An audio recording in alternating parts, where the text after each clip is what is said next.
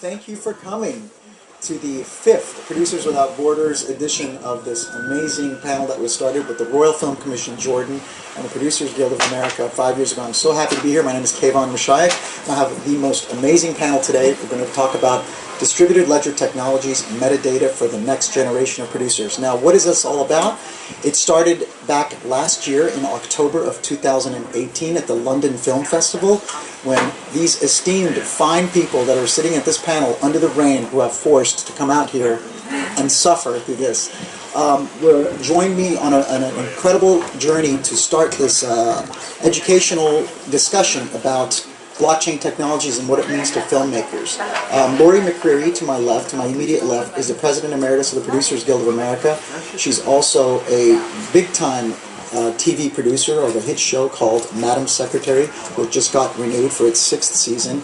She's partners with one of the most amazing, legendary filmmakers of all time, Mr. Morgan Freeman, and they have a company called Revelations Entertainment, which is all about seeking the truth in entertainment and telling the stories that are most meaningful and powerful, from television to film to documentaries and so on. They're going to talk a lot more about that. I'm just giving you the intro about who these people are and why they're so important to me. To her immediate left is Mr. Sam Klebanov, who is the CEO and founder of a company called Cinezen, Blockchain Entertainment. And Cinezen is a platform where you can put your films on there and avail yourself of blockchain technology and be able to monetize your content immediately and directly. He's going to talk about it a lot more. And to his immediate left is Miss Irina Albita, CEO founder with Maria Tangela of a company called Film Chain. And I'm going to start talking, and I'm going to let them introduce themselves a little bit more before I jump into this topic that picks up from where we left off at the Berlin Film Festival just months ago. Thank you, thank you, thank you. So, go ahead, Irina, please tell us about your wonderful company. Thank you, Kayvan.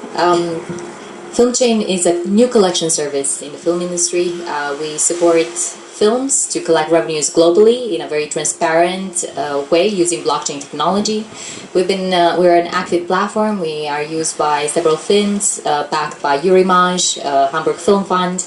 We're London headquartered. We also have a base in New York, and we're very happy to be here.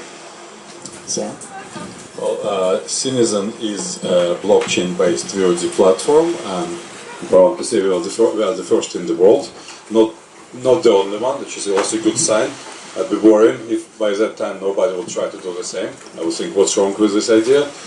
But we were at least the first ones who launched a functioning blockchain-based platform. So basically the idea is to give any content owners, which can be anybody from producer, sales agent, local distributor, filmmaker, a direct access to the paying audience anywhere in the world. And Ms. McCreary?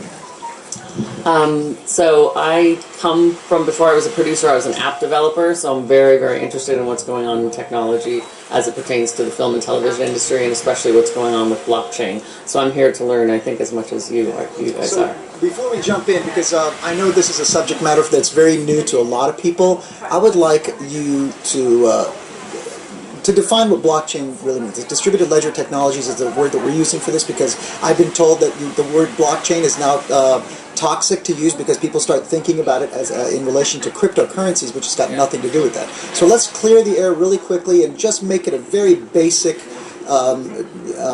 definition of what blockchain is before we jump into how we left off on the last one. Irina, you want to tell us about that? I'm happy to take this one. Blockchain, in very simple terms for me, or how I like to define it, is a very simple way of keeping track of records.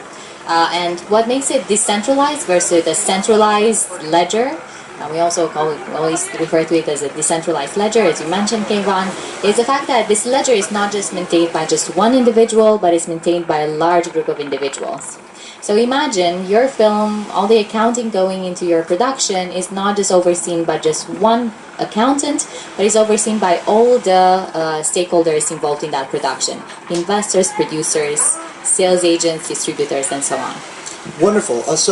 Now, leading off from the last discussion, one of the most important comments that came out from these blockchain discussions that started in London and went to Berlin was what Sam told me, and it grabbed me. And what he said is the greatest deficit in the film business is the deficit of trust. And that's where we're going to kick off this discussion today about why it's important to have trust in the system. Now, as you know, with independent filmmakers and studios, their approach to filmmaking is completely different. Correct? So what we're going to focus on is the positive aspects of what blockchain technology can do for the people who are most fearful of it entering and becoming a competitive thing for them. So let's start off by talking about that. How does that technology have an impact on both independent filmmakers and studio system? So we currently operate and we support a lot of independent filmmakers currently, but we also working with broadcasters, distributors, larger enterprises in the media and entertainment space. When it comes to independent filmmakers, of course, they've always been the ones that demand, and not just the producers, but also the financiers, the public financiers as well as the private financiers. They are the ones that really demand a bit more transparency over the money flows that come back to their film. So one thing that we facilitate at FilmChain is we support them with real-time reporting. Every time money comes in, it's immediately allocated to every beneficiary, be it cast, crew, producer, investor, and so on. They have access to that data in real time, and it's a very specific but very clear application of blockchain technology. And we basically do the same, but with the money which is coming directly from the consumers. When a consumer buys a film on the blockchain VOD platform, the biggest difference between our platform and the conventional platform is that we are not the only ones controlling the information. This information is decentralized, is distributed across the entire ledger, entire blockchain network. So every content owner sees every transaction in real time, can generate all the reports in real time. So blockchain basically creates the same version of the truth. But also cryptocurrency is actually they're getting less and less toxic, because at the beginning people thought that okay, cryptocurrency is something which you use to buy drugs or weapon on darknet. But no, actually you can buy property in Dubai from cryptocurrency. Emma Properties, the company which built Burj Khalifa, they now started to accept cryptocurrencies, Ethereum, the same as we do. You can book private jets with cryptocurrency, with the TapJet, the biggest private jet booking service.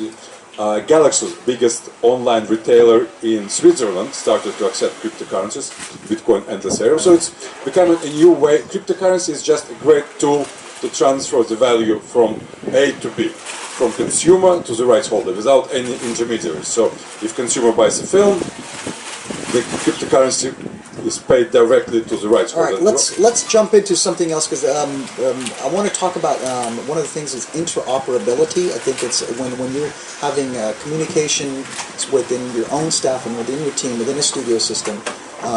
Different departments don't know how to communicate with each other effectively, and because of that, an inefficiency can be brought into the system. Correct? Absolutely, and this is where we start talking, not just about independent films, but also the larger enterprises in this industry. Talking about the broadcasters, talking about the studios. There's with all the tech giants coming into the space producing content, there's a real pressure for some of the more established large enterprises to adopt digital innovation. And the one thing that you mentioned, interoperability, it's incredibly important for the same data to be shared across different departments of the same organization in real time. And as Sam mentioned, what blockchain provides, this open ledger, is a single source of truth for all the departments to be able to use the data.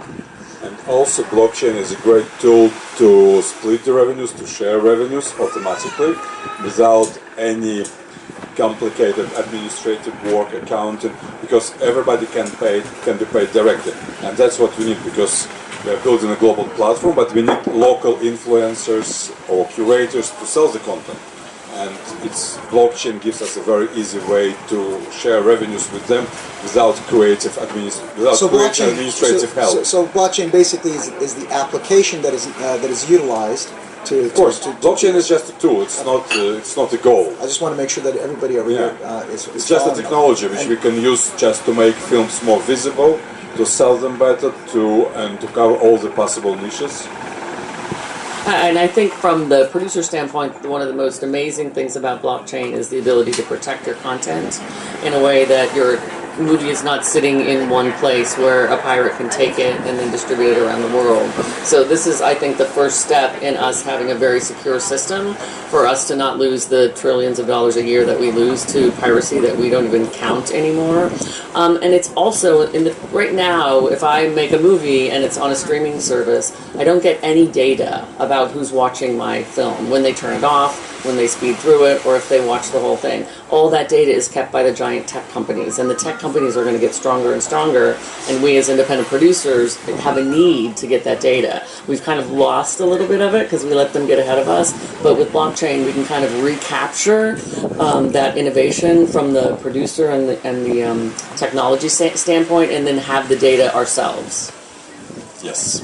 That's awesome. I love, because this is exactly dovetailing to where we're going with about the metadata for next generation producers. So Lori, but this is exactly what we're going to, because what I want to find out from you is, now that the fact that you know that with some SVODs means subscription video on demand services, they don't share that information. There's no way. But so how can we as independent filmmakers utilize some of this data and access it through the blockchain technology through Sam's platform, whereas we can't do it with the studio. So we're going to distinguish that in a minute, because you told us with the studios they can use that technology to make their interoperability more efficient. I'm being told something about it, but so let's distinguish that. So within the studio system, they can use blockchain technology to their advantage to make themselves much more efficient in communication, whereas in the independent world, we can use that metadata to do. Let's go ahead. Let's talk about that. No, absolutely, and I think it's I think that this pressure of the larger organizations doing digital innovation internally, we really believe that it's going to flow over into sharing that information further with the producers and the rights holders and the investors and so on. So we really feel right now it's all about, what is metadata at the end. Metadata is data about data. So when it comes to a film, we're looking at how can we capture information and store information cheaply about not just saying there was one view for your film, but that view came from a mobile device in this particular country and so on. So we're capturing a lot more complex data every time there is a view, not just there was one view. And all that information is really important information that empowers the filmmakers. Keep going. It's all right. It's just water. I'd like to add that the whole idea of decentralized approach to the information is that we don't place ourselves in a position of a controlling body, of somebody who controls both the information and the money, as any other conventional platform. We are basically a technical utility and also community builders, but we believe that content owners or creators are the ones who actually have the rights to their content and all the rights to the information connected to their content. So we make the system very transparent for them. We give them maximum of information, and we want them to be happy with working with us. They don't only get the users, but they can also study the users. They can also collect the information, and that would be like a great incentive for them to stay with us and to give us more films. Did you want to say something? Because I was going to add something. One of the things that, from what you're telling me, it seems, because I was taking notes earlier, is the fact that this inefficiency that's created within the studio system, it actually helps them a lot, because the timely manner in which things can be communicated between departments, the fact that there's an equitable manner that's congruent to all the rights holders when it comes to the distribution of the money, because that's important. That means some departments know one thing, some departments don't, and allocating which department gets what can take time. correct? And so with this type of technology, it's immediate. Everybody can see the same thing at the same time. It's immediate, absolutely. And so it actually helps them. It's something that studios should not be afraid of. They should actually embrace. Am I correct? Well, this is our opinion, I think, and it's not just our opinion. We're seeing real distributors, real larger organizations adopting the technology as we speak. It brings efficiencies in their own processes. It saves them money, and this makes clear business sense. I think for me, the question is really, when will this happen? It's going to happen for sure. The only question for me is, when will the independents jump on board? And I think the path to that is going to be a little circuitous, because some studios pride themselves on not being as transparent, or they just aren't as transparent. So it'll take them a little while for their business models to catch up with the transparency that we wish from the producer standpoint that we have, like in independent films. But I think that once one studio does it, it's one of the great things about our business and one of the hard things. Once one big company in our business moves and does something big, everyone else jumps on board. So I think it's up to us to keep banging the drum. And from my experience, like working almost 2 years with, it will be like this fall 2 years since I started to talk to the rights holders about blockchain technology, what it can do for the distribution. It was, at the beginning, it was a really steep learning curve for them. Lots of people mixed up blockchain and geo-blocking because they just heard something familiar.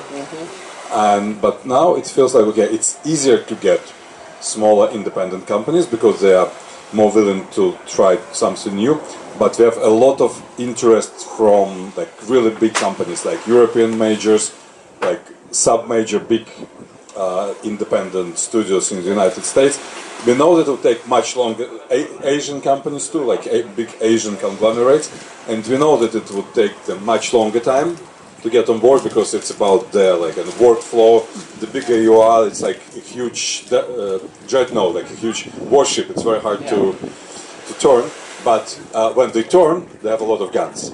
And they have huge library. They have a lot to gain from it. So one question I have for you, we can't change behavior overnight. It's something that's going to take time. In order for it to take time, people have to, as you said before, they have to trust that system. The new system that we're trying to introduce in this world, they have to be able to embrace it in such a way that's applicable, that's scalable, adoptable, and utilized and adoptable for them. So, which were when we started our discussion back in October. So, since October of last year, how have you seen what we've discussed progress and actually being applied more from your point of view? It's been a huge progress when it comes to adoption. One of the things that we've seen is, first of all, we have large organizations, large public funders being users of the system, constantly monitoring their money flows, withdrawing funds on a daily basis, and that's something that, it's real practical terms, and that's been fantastic. We've also started working on proof of concepts, again, with larger organizations, broadcasters, distributor. Can you speak about what that means when you say proof of concept? So proof of concept means building what we call in technology a minimum viable product, something that is needed to prototype the technology internally in one of these large conglomerates or organization that will build a business case for them to make the change. And I think this is very important because a lot of the larger organizations need to see it in practice, actually working for them. You can build a prototype, what we call a proof of concept, making that happen. Making them sort of make that leap, crossing that chasm. Okay. Sam, you want to add something? Well, what's been happening since October is that blockchain technology and Ethereum network, which we are using in particular, became adopted and used by many larger major companies in the world, companies like Siemens or Samsung, Amazon, Intel. They're all now starting to build their systems, Comcast, and getting involved with blockchain, having blockchain divisions, moving at least parts of their registry to blockchain. So the technology became kind of more boring but more solid, because last year it was like gold rush. Everybody was talking about ICOs, about disruption. Like, okay, we will disrupt this, we will disrupt that, we will raise a lot of money with ICO. Then most of this ICO turned out to be scam. And like I went to London Blockchain Expo last year. It was like gold rush. Everybody came for the gold, but they could only find people selling very expensive spades. But That's pretty funny. but this year it was smaller but more serious, and you could feel like, okay, now it's becoming like a real business. I understand. So, Lori, I was going to ask you something. So, based on what these wonderful blockchain experts are telling us, I see a convergence kind of happening between like-minded individuals who are looking for these kind of solutions, and ultimately this technology and the need for it. How do you see it in your line of business, specifically in the television and also in the film area? And how it can help you, for example, on your show. You've got a very important show on television, so I'm just thinking from your perspective, how can you see it? I think that the easiest in that we're all going to have in this is in the independent world. I think I have a show on CBS, so CBS is a big, giant company, and they're the big mothership that needs to turn very slowly. But I think that if we can start doing things like making sure our collection houses on films, Vintage and Freeway and all those companies get into, I'm sure you're speaking to them, because if you could do that. I can. Yes. Actually, we are speaking to both Vintage House and Freeway, and they're very interested in being involved in it. And I had actually a meeting today with CEO of Vintage House, good. and then I went to one of the big Asian conglomerates who they work with, because we've been talking, and said, look, here is the way for you to work on blockchain without disrupting your workflow, because Vintage House is happy to work with that. That's great. I mean, I think what will happen is producers like me who make movies, and we make studio movies or independents, we have to use Freeway or Vintage to do our collections. It's what you were talking about earlier. Film chain. Or film chain to do our collections. But there's no reason why the underlying technology can't be blockchain in all these collection houses. And so what will happen is producers will start getting used to having access to information right away. And getting statements right away when it sells in wherever the next country is, which it takes me sometimes, I wait till a quarter comes to see my report. So yeah, I know that some of the bigger companies like French or Asian wouldn't even talk to me about blockchain if there were not a possibility to get collection agency involved, which would take over all this conversion and handling part. Let's let Irina talk more about that convergence also. For me, one of the things that I find that blockchain brings is also making films, especially independent films, in a much more collaborative manner. Traditionally you would have a film with 5-6 stakeholders involved. And they would be the ones that would receive the money at the end of the day. But what blockchain allows you with microtransactions, with a very quick flow of money, it allows you to have an unlimited number of stakeholders. Imagine having your cost crew involved in the project as beneficiary, or even having, doing crowd equity, having a large pool of investors all putting in maybe $1,000 in your film.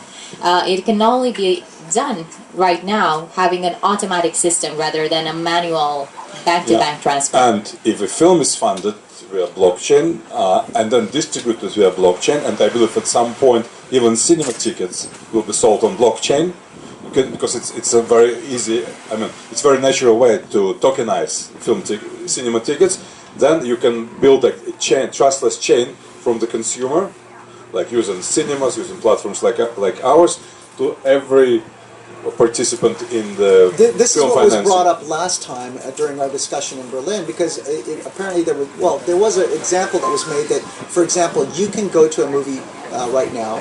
As soon as you go to the movie and buy a ticket, the moment your ticket is scanned, somebody in China gets paid. Exactly. Or like another example. Basically, that's how the accounting is. That's how quick You it is. You buy don't have to wait. you buy a cup of coffee at Starbucks, and the farmer in Kenya gets paid. Yeah.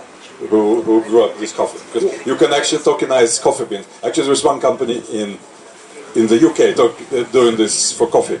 wow.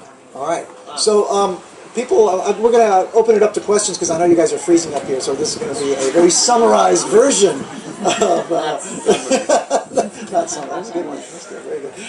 Anybody have any questions for these wonderful panelists out there? Any questions? Yes, sir. 1 second. Let me give you. 1 second, sir. Thank you. I was just curious to know, so you already use conventional systems, platforms. What do you see? What's the benefit that you see from a blockchain versus a conventional platform? What do you see as a user?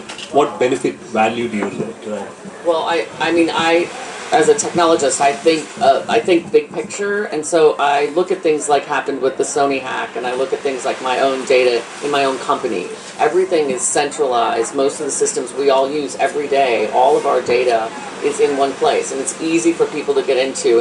And ultimately, 10, 15 years, blockchain, I say, will take over all of our data, and it'll all be decentralized, so we're not as beholden to people who can come in and attack and take our data, because that's everything we have right now is stored somewhere in the cloud or on your devices, and very, very vulnerable. So we know that's coming. The question is now, as a filmmaker, how do I take advantage of being ahead of the game? Not too soon, because I've done that before, but not too soon, but soon enough so that I can take advantage of the big benefits as a filmmaker that I will get, which is access to data in real time, access to money that comes in real time so that I can go make my next movies. Excellent. Good question. Sorry. No, I was just wondering if we can develop, because I'm thinking of the filmmakers back home who are, going to be asking about this. Can we develop how this can help filmmakers, be they independent or attached to studios or bigger companies? But how does it work for them? If they want to, how would you implement that so that it works for them? I know how it works for the companies, and then it's a great advantage in terms of the revenue, but in terms of them getting more maybe easy access to funding, I mean, how does, why would they go there rather than go to the traditional way of getting producers going? This is an excellent question, and I think it's very practical. We need to make it very clear that this technology is ready now. There are applications like SAMs, like ours, that have real products that independent producers can use right now. Essentially, I think it's very important for producers to, you don't have to be a technologist to be able to use a blockchain product. We all drive cars. We don't all know how to fix engines, and I think it's a very clear distinction. So it needs to be very easy user interfaces, easy accessibility, and adaptability. So that a filmmaker, for example, if they want to use a new collection service, they just approach us, they would set up their project, and essentially they don't need to be technologists to be able to use the system, but they have all the benefits of the blockchain technology. So basically what you're saying is all they got to do is go to the website and sign up, and everything's taken care of. Because at the end of the day, it's just an application that's utilized to help make their life a little bit easier. It's all about using that application to make your life easier. I think this is what they're saying. Yeah, and then if you look for distribution, the traditional way is you're a producer, you need a sales agent needs to sell it to some territories, and then you get paid from these territories which your sales agent sold. So maybe at the end of you give your film to a sales agent, and a few markets later you get a report like 3 or 4 territories sold, and that's it. And some films get big expenses. Yeah, big expenses. Big expenses like the booths, marketing. You're hoping they're actually going to give you. I produced some films too, and I worked with sales agents. So, and then you get nothing. And then there is the rest of the world, and if people want to see a film in the rest of the world, they just go to pirate sites, because there is no way you can work with them. Then, of course, you can work with every local platform out there, but then, and they send you their reports, you know nothing about how they work, are their reports correct or no, so... But we also must reiterate one point that was made last time, that by other panelists too, that no matter how much this technology is out there, it's not going to make people go watch your film. Exactly. Okay? So but that's not going to. That's not. This is so all the things that we're talking about that it can do. There's things that it cannot do. It's not going to drive. But there is one very. But there is one. There are two things which it can do. First of all, you can make your film technically available to everybody in the world, in all the unsold territories, and you can give them this technical possibility to pay you directly via blockchain. That's one thing. Another thing, you need actually them to want to discover a film, to see a film. Then you can automatically, using blockchain and smart contracts, to share revenues with whoever wants to promote your film locally. We call it micro distribution. Like somebody like to set up a curated store, create a channel inside our platform, like let's say in Czech Republic. And if they pick up your film and their followers would discover your film, they get a share of revenues, again, without any involvement from our side. It's all done automatically via blockchain. So you can, basically it's like crowd, you can build a crowd community managed system. And the data, And the data, of course, and you'll get the which is data. the most important. And in the future, I think that's how hopefully we as filmmakers will decide what films to do next. We'll be able to look at across all of our films and see which are doing well, which territories are doing well, and maybe even micro-target for different territories. All right, any more questions? Because this is love this, fantastic. The next generation, this is exactly why we do this. Next gen filmmakers.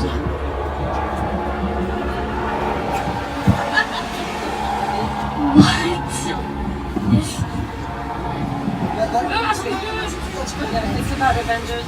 It is. It's okay.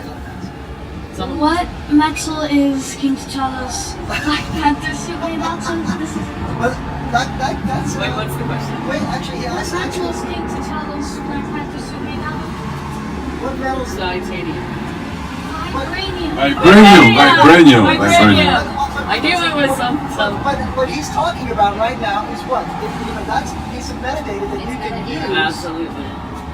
Let's talk about that. So this is actually But very actually, talking about metadata, we get the problem with current recommendation system is that it can only use whatever metadata is available. For many independent films, very little metadata is available. It can be very inaccurate, but we can again use blockchain to incentivize improvement of metadata. Like for example, in our system, the users can improve metadata to write their own description of the film, and if the metadata is voted up, so they can get bonuses, again automatically via smart contract, and the filmmakers, the content owners will get a better metadata. Okay, so you just threw out a bunch of terms that maybe foreign to a lot of people, so I'm going to get Irina because she's amazing at explaining it. So when we talk about metadata, data about data, And smart contracts. and smart contracts, absolutely. So smart contracts are essentially a piece of code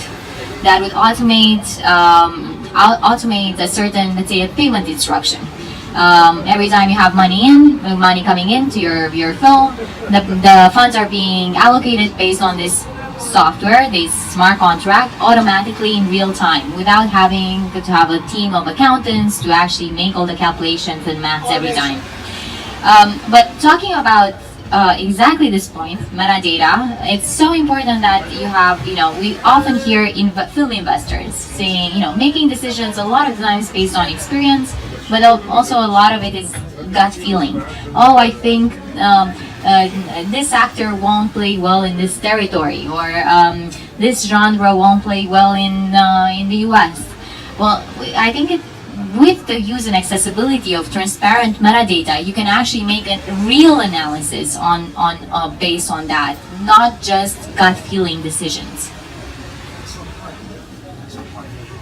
Any more questions coming from this enormous crowd of people? Hang on, let me just see if there's anybody in the back, at the way back. Okay. I think I'm going to wrap this up because they were freezing and I made them suffer for this wonderful third session of this global series. And I want to thank from the bottom of my heart Ms. Lori McCreary, the President Emeritus of my guild, who's been so supportive of this initiative from the very beginning and starting it off in London with me, and she's now in Cannes. And of course, Sam Klebanov and Irina, who are like my anchors when it comes to this discussion from one country to another, one city to another. going around and spreading the love of information. So thank you very much for coming. Our next session will be in a yet undetermined venue across the world, but stay tuned. But you always choose really nice venues. So never complain. So please put your hands together for this amazing crowd. Thank you so much. Have a great day.